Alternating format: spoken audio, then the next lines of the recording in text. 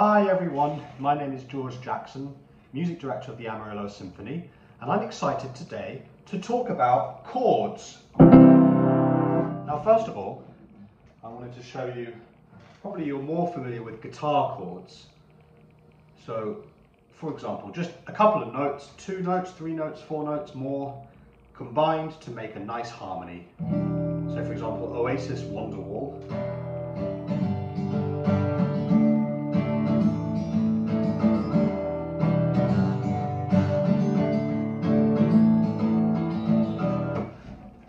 Now, the reason I want to talk about chords is because 2 of our pieces that we perform on our next concert, Rachmaninoff's second Piano Concerto and Ravel's ballet Mother Goose, in a way chords are the thing that make them the pieces that they really are. Now the Piano Concerto is famous for beginning, unusually, with the piano as a solo instrument performing these incredibly dramatic series of chords, unusually beginning in F minor, despite being a C minor piano concerto. So I'm sure you're all familiar with these beautiful progressions.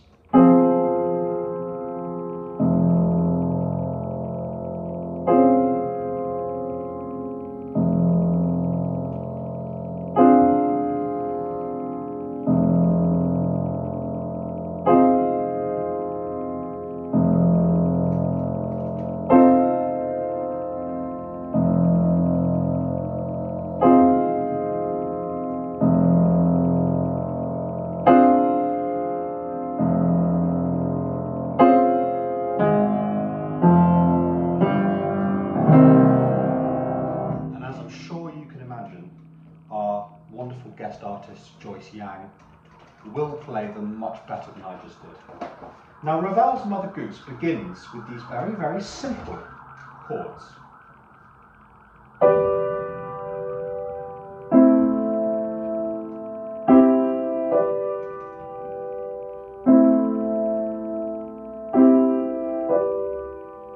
And actually, if you imagine a couple of kids running up to the piano and playing.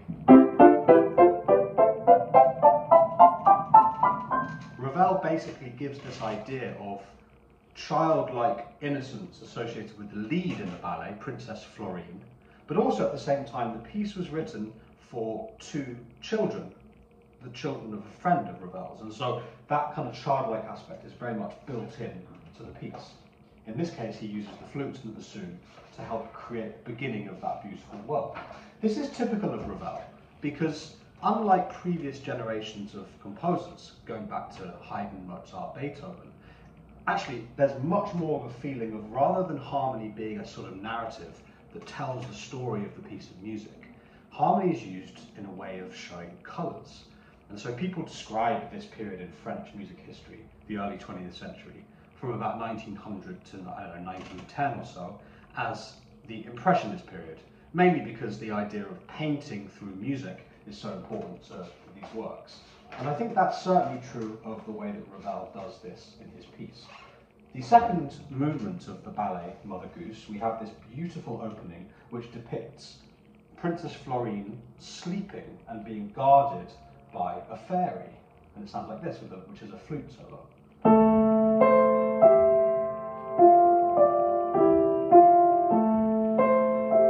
This harmony, which has this kind of innocent colour to it, but also the kind of snooziness of being asleep, always, by coincidence, reminds me of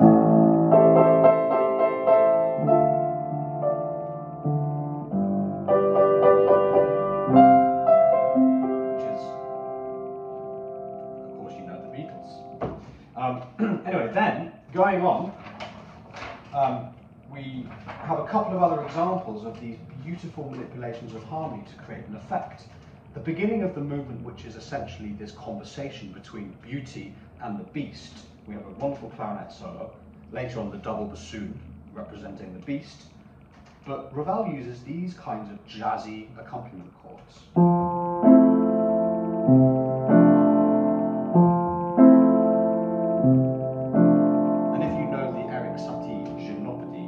Recognize this part of French accompaniment style, where you just have these lovely little suspensions of harmony to create beautiful colours.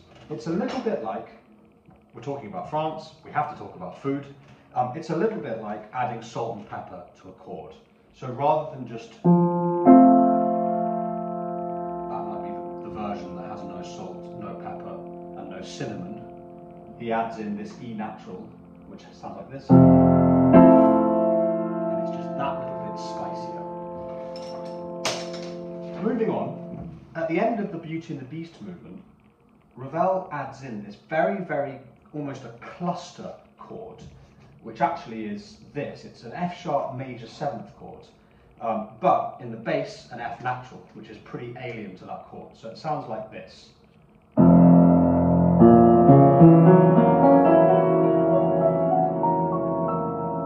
it's almost like a kind of reminiscence of the Beast, who at this point has turned into a prince, and then he resolves it with a F major. Again, amazing use of harmony just to create a beautiful image.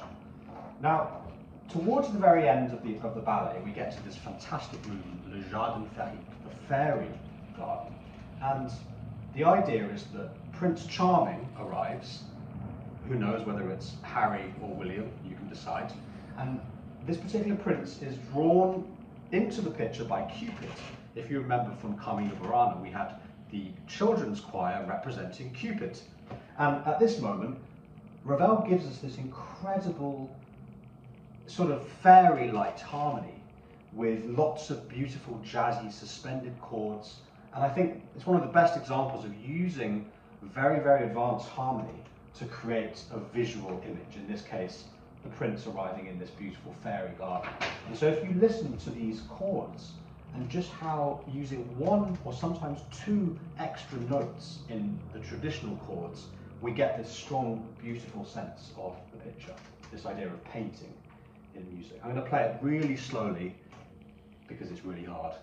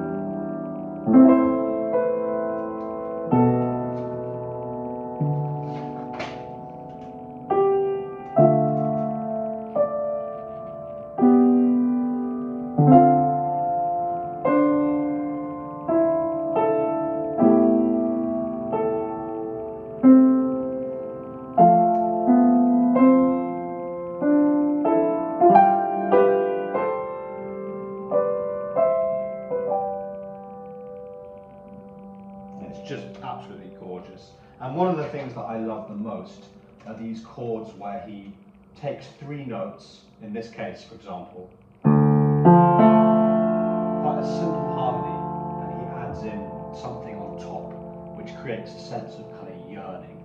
For example, like that.